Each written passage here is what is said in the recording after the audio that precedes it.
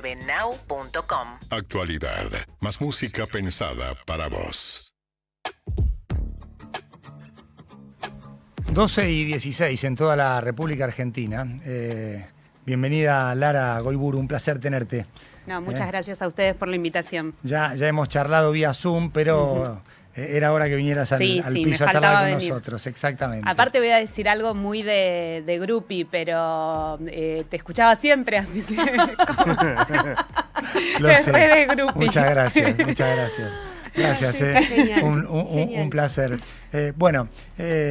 Me resultó súper interesante este relevamiento que han hecho en Management and Fit con algunas preguntas cualitativas que tienen que ver con la situación económica del país, la situación económica personal.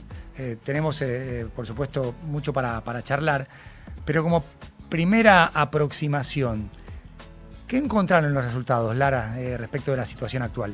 Mira, una de las cosas ya viene desde el mes pasado. El mes pasado estuvimos haciendo investigaciones quali y este mes hicimos la investigación que hacemos siempre nacional, 2.200 casos a nivel nacional. Hay algo que en lo que podemos resumir es que es agotamiento. Estamos transitando un momento donde la sociedad se muestra bastante agotada respecto del ajuste. Este era un gobierno muy anclado en la expectativa de futuro. Creo que la vez anterior lo conversamos, esta idea de, bueno, el esfuerzo había hecho carne, creo que como nunca en la historia argentina, esta idea de el sacrificio presente para un mejor futuro, algo que por ahí venía de nuestros abuelos y se había perdido un poco en el camino. Y lo que encontramos entre marzo y abril es que eso empieza a tener un límite, ¿no? Ya la expectativa de futuro disminuyó bastante en la última ola de medición. De hecho, por primera vez, la expectativa negativa, ¿sí?, supera la expectativa positiva. Sí, cuando les preguntábamos, yo siempre decía, bueno, el tema, la evaluación de la situación actual es negativa, sí, pero la expectativa de futuro se mantiene por encima de mejora futura, se mantiene por encima del empeoramiento. Sí, hay una mirada negativa que aumenta 55%, la regular a 29,5%, y un 33,9% menciona una expectativa de mejora futura. Y esto es un descenso de 8,6 puntos porcentuales, es un descenso importante. Es mucho, entre febrero y abril. Sí, realmente es mucho. Ahí hay un dato, ¿no?, de cuando hacemos doble clic sobre los números, que es interesante, que es que el movimiento no se va de creo que voy a estar peor, sino creo que voy a estar igual. O sea, el mayor movimiento en esa tiene que ver con creo que voy a estar igual. Y lo que también esto también habla de no solamente de agotamiento, sino también de una especie de resignación, ¿no? Hay en sectores donde se empieza a ver una resignación de que las cosas no van a mejorar en el corto plazo y este agotamiento está puesto sobre el espejo de todo lo que sucedió en marzo, ¿no? Claro. Esta idea de porque pasaba mucho durante el año pasado de esto de yo estoy haciendo este esfuerzo, pero no soy el único que lo estoy haciendo. Claro. Estamos todos en este barco. Claro. Bueno, se empieza a romper eso, ¿no? Recién venía escuchando al jefe de gabinete que hizo referencia explícita a esto porque es el elefante en la habitación, ¿no? ¿Quiénes están haciendo el esfuerzo? ¿Cómo se está haciendo el esfuerzo? Eso empieza a hacer mella. Ahora vamos a ir a Dorni, Libra, los créditos de Banco Nación que aparecen en simultáneo durante el mes de marzo, pero me resulta interesante este concepto. Un 60,5% manifiesta que la situación económica del país puede mejorar a futuro, con un 43% de los mismos que considera que será en más de un año, y un 22,4% dice que ya no puede afrontar su situación económica. Y las dificultades para cubrir gastos aumentaron de un 49,1% en febrero a 55,1% en abril. Sí. Y la limitación de los hábitos de consumo también aumenta su mención en casi 6 puntos. O sea, es como una restricción de no llego, no puedo. Vos lo No resumiste con la aguanto más. palabra agotamiento, no aguanto más. No aguanto más. Cuando el otro dato interesante sobre eso, que es material, la preocupación es material y tiene que ver con el sostenimiento de las familias, creo que ahí hay dos datos interesantes. Uno es que cuando preguntamos por el principal problema personal, más allá de que sigue siendo la dificultad para llegar a fin de mes la que encabeza el principal problema personal, la suma de todos los problemas de índole económico llega al 77%. O sea, casi 8 de cada 10, cuando les decimos principal problema personal, le decimos mencione uno. ¿Sí? No una lista, sino uno. Entonces, los problemas económicos, 8 de cada 10 mencionan algún tipo de problema económico. O sea, la restricción material es lo que está hoy en primer lugar en todas las conversaciones. Creo que nos debe pasar a todos cuando nos juntamos. Y no importa, ahí ya esto es transversal a todos los niveles socioeducativos o socioeconómicos. Ahora sí tiene un aumento, y esto es una constante desde el año pasado y desde el inicio de este gobierno, sí tiene un aumento en los mayores de 40 años y en las mujeres. Es una simplificación y tomala así, pero antes quizás, no todos, porque no es que el panorama era bueno, sino todo lo contrario, había, si querés, déficit fiscal, pero algunas familias podían tener superávit propio. Hoy es el Estado Nacional el que tiene superávit, pero el déficit se trasladó a las familias, por lo menos en esta foto actual, hablando de ese ancla que es para el gobierno su principal activo, el superávit fiscal. Sí, es así, o sea, si lo queremos simplificar podemos ver que es esa la diferencia. Antes el país estaba mal, pero yo llegaba a fin de mes, ahora el país está bien en términos macro, pero yo no llego a fin de mes. Es la distancia entre una estabilidad macro y una micro, esta idea de, bueno, no derrama, no llega a las familias. Por eso, aparte, ¿no? Este corte por edad y género también, que es bastante lógico porque es donde más ha pegado en los mayores de 40 años y en las mujeres, que en muchos casos son sostén de familia. Entonces, ahí tenés una grieta que se da y que no se da en términos ideológicos. Y eso es importante también decirlo. Las diferencias de percepción respecto de la situación presente y futura no son ideológicas, sino que son materiales. Adorni, Libra, créditos de Banco Nación. ¿Cuánto esto influye o agrega a esta percepción de agotamiento, de no llego, no aguanto? Bueno, lo que vemos ahí es que agrega, ¿no? Agrega en esto que decíamos antes, en lo simbólico de para qué este esfuerzo, o quiénes, no para qué, sino quiénes estamos haciendo este esfuerzo. Eso pega directamente en la confianza que tiene la ciudadanía a nivel nacional en el gobierno nacional. 6 de cada 10 dicen, sí, estas 3 cosas afectan mi confianza. De hecho, los créditos del Banco Nación son leídos no solamente en un porcentaje importante, son leídos casi 4 de cada 10 como un acto de corrupción, pero después también casi 3 de cada 10 nos dicen es un privilegio. Ya, eso te iba a decir, como que es para ricos eso, no lo puedo hacer yo. Claro, no lo puedo hacer yo. Yo no llego a la vivienda, yo no llego a fin de mes porque el alquiler me aumenta y esto sí apela más a un público joven, sí, ¿no? Que es el que no puede acceder a la vivienda y que era la base de sustentación de este gobierno en muchos casos. Sí, sobre todo ese desencanto se profundiza porque los jóvenes creían o aún creen en Milei. Bueno, hay un porcentaje duro, eso es clarísimo, que sigue creyendo, especialmente los varones menores de 40 años, parece ya una verdad de perogrullo. ¿Pero se mantiene ese porcentaje? Se mantiene, hay un porcentaje duro. Cuando miramos el electorado o el posible electorado, porque todavía es demasiado pronto, muy pronto, lo que vemos es que hay un 30%, alrededor de un 30% que abreva en el panperonismo, alrededor de un 30% que abreva en la Libertad Avanza, que son por lo general varones menores de 40 años, y después tenés otro 30% que es volátil. que depende y que eso ha pasado siempre, casi siempre en la historia argentina, ¿no? Los que votaron en 2011 a Cristina Fernández, en 2015 a Macri, en 2019 a Alberto Fernández y en 2023 a Milei. Exacto. Sea son primera los o que segunda vuelta, sí. se van moviendo de un lugar al otro. Sí, lo que vemos, y este es un dato también de este informe que llama bastante la atención, es que les preguntamos, bueno, si las elecciones fueran hoy, no tiene sentido preguntar por candidatos, pero sí buscarían una continuidad o un cambio, Sí. ¿no? Y ahí lo que vemos es que hay un 41% que dice continuidad, con cambio de personajes, o sea, con cambio de funcionarios y políticas, o sin cambio de funcionarios y políticas, está más o menos balanceado, pero continuidad. Que eso es un mensaje también para la oposición. Un 51.6 te dice, no, yo quiero un cambio. 51.6, si mal no recuerdo, sí, yo quiero un cambio. Ahora, ese 51 está fragmentado.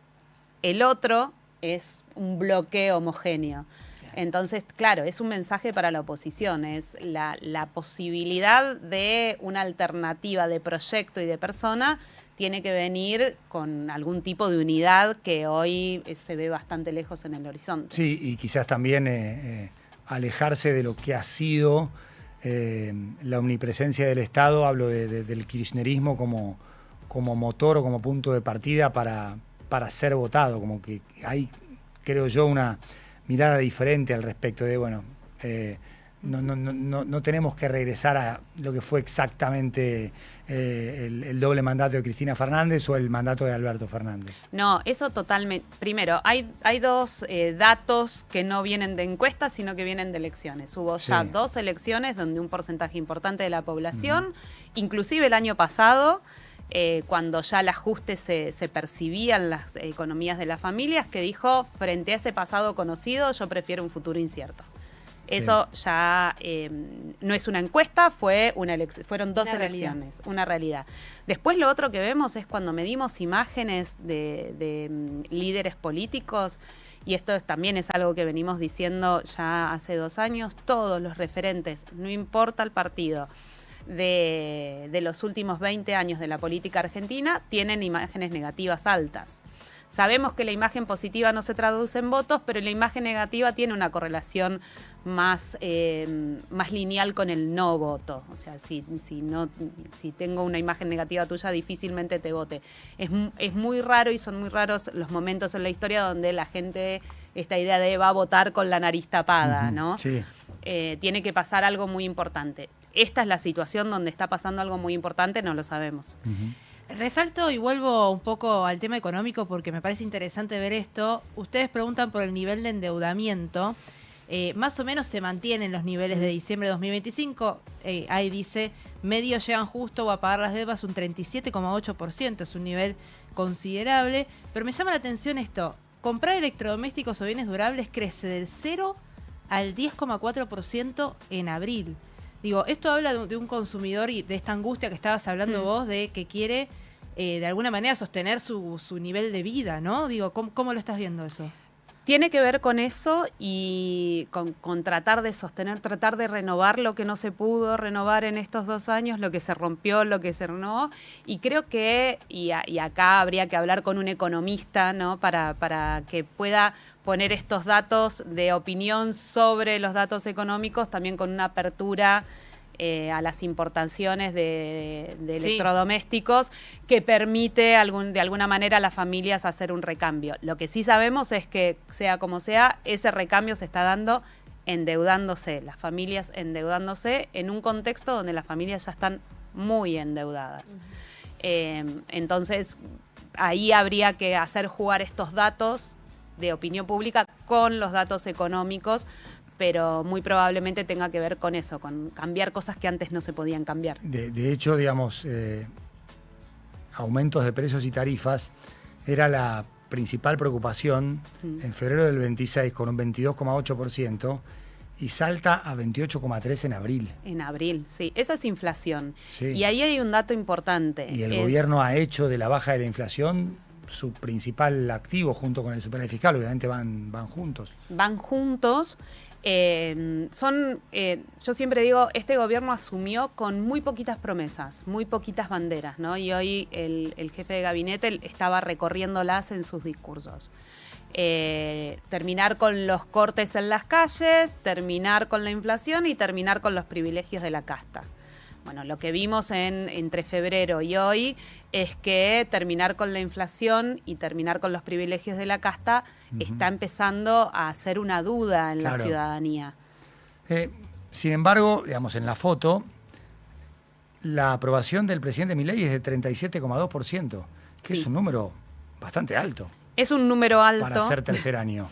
Es un Más número allá de alto. que venías de un 46,8 en febrero, hay que una baja de casi 10 puntos entre febrero y abril, pero no deja de ser un Es número la aprobación alto. de la gestión, Sí, de la ¿no? gestión, Lo que sí, estás sí, viendo, sí, no sí. la imagen del presidente. No, la aprobación de la gestión. La aprobación de la gestión bajó 10 puntos, es entre un mes, o sea, en 2 meses, pero 37 sigue siendo alto. ¿Para el tercer año? O sea, tiene con qué crecer, digamos, de cara a las elecciones. Tiene con qué crecer, tiene con qué crecer por 2 datos. Uno ¿no? La aprobación de la gestión. Y el otro, en esto de, ¿querés un cambio de rumbo o preferís el mismo rumbo con distintas caras? Bueno, ahí hay un dato. El 41% está diciendo mitad y mitad más o menos, el mismo rumbo. Algunos te dicen cambiame algunas caras y otros dicen no toques nada. Equipo que gana no se toca. Bueno, ahí hay que verlo. Pero hay un 41% que dice eso y un 37% que tiene una imagen positiva. La clave está dada por los propios números de opinión, ¿no? Y esto lo vemos todos los colegas, que es volver a poner en alza esas 2 banderas, controlar la inflación, que claramente está siendo una preocupación de las familias, y controlar de alguna manera que los privilegios de la casta, o lo que se percibe como privilegios de la casta, esto de, la responsabilidad sobre el IVA está asignada, en su mayoría la ciudadanía se la asigna al presidente por distintas razones cuando haces doble clic, pero dicen el presidente es responsable. Entonces, esas cosas son las que el gobierno hoy debería empezar a tomar el control nuevamente, un control que claramente durante estos primeros meses del año está perdiendo. Han también relevado los cambios en hábitos de consumo. ¿Qué encontraron ahí, Lara? Estamos conversando con Lara Goiburu, que es directora ejecutiva de Management and Fit, un informe muy, muy interesante que incluye, creo yo, todas las variables necesarias para entender este momento de la Argentina. Bueno, ahí lo que tenemos es, desde que empezamos a preguntarlo, va a ser un año que empezamos a hacer esta pregunta, lo que se esperaba o lo que nos decían los libros que teníamos que esperar frente a una situación de estabilización macroeconómica era, vos cambiás, ajustás los hábitos de consumo en un momento y después ya quedan ajustados, no los volvés a cambiar. Acá mes a mes, 8 de cada 10, y esto es, entonces prácticamente todos hemos hecho algún ajuste. Y lo seguimos haciendo. Mes a mes, las familias siguen haciendo algún cambio en los hábitos de consumo. Lo que va cambiando es qué ajusto. Se ha mantenido en el top, el primer cambio de hábito es los consumos no necesarios, ¿no? Los consumos superfluos. Y ahí hay un dato también que es interesante para poner sobre los datos económicos. El principal recorte es indumentaria, ropa y calzado. Compras no esenciales. Las compras no esenciales, indumentaria, ropa y calzado. Yo le hago el chiste a mis hijas de que volvimos a los 90, donde la campera de la hermana la usa al año siguiente la más chiquita y después se traslada a los primos.